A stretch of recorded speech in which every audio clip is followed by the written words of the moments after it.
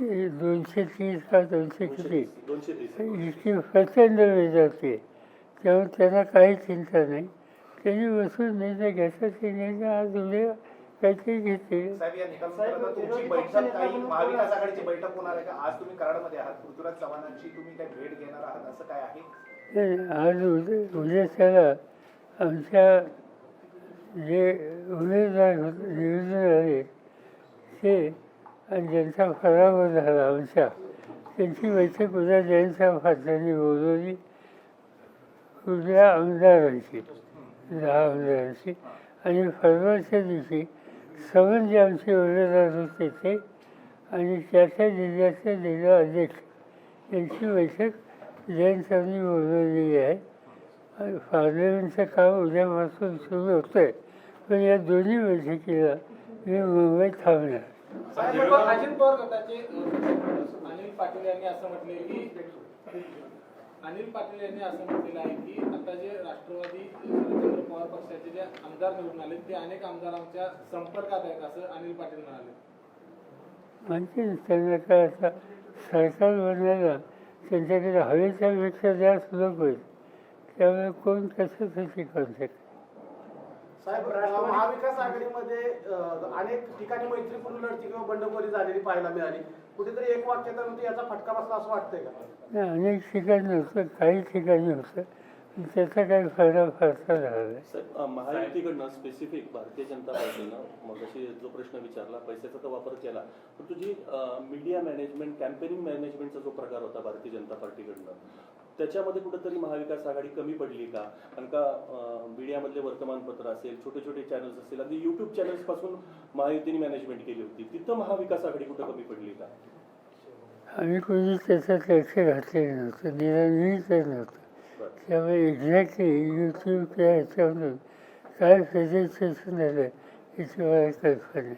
साहेब, शपथविधी असेल नवीन सरकारचा 1-2 दिवसात, आपल्याला निमंत्रण आल्यास आपण जाणार? नाही, पण पार्लमेंटचं सेशन सुरू झालं उद्यापासून.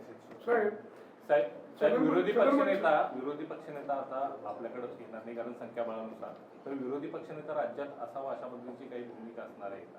हो, पण त्यासाठी आवश्यक असलेली फिगर आज ऑपोजिशनकडे नाही. पण सरकारनं ठरवलं तर विरोधी पक्षनेता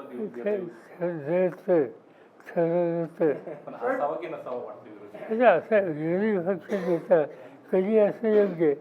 पण माझा पर्सनल अनुभव आहे की मला आठवतं 1980 साली माझ्या सहकार्यांच्यापैकी आम्ही एकंदरीत 58 आमदार होतो.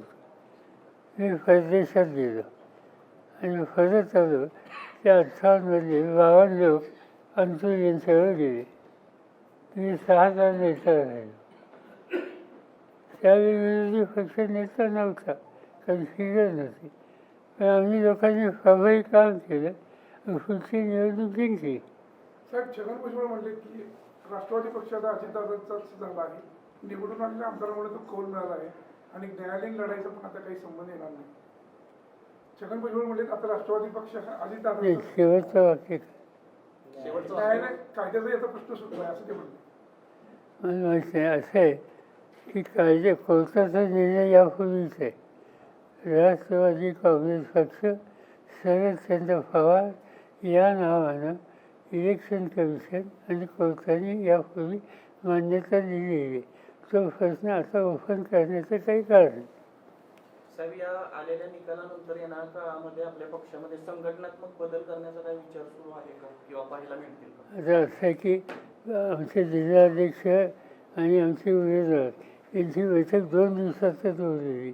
त्याच्यात या सगळ्या गोष्टीची चर्चा होईल.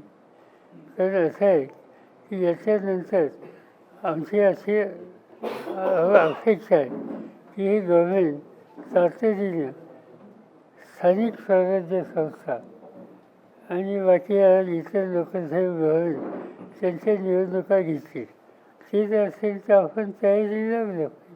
त्याच्यात महाविकास आघाडी असेल, स्थानिक स्वराज्य संस्था निवडणुकीत एकत्र येऊन महाविकास आघाडी निवडणूक लढवेल. ती काही चर्चा अजून झालेली नाही.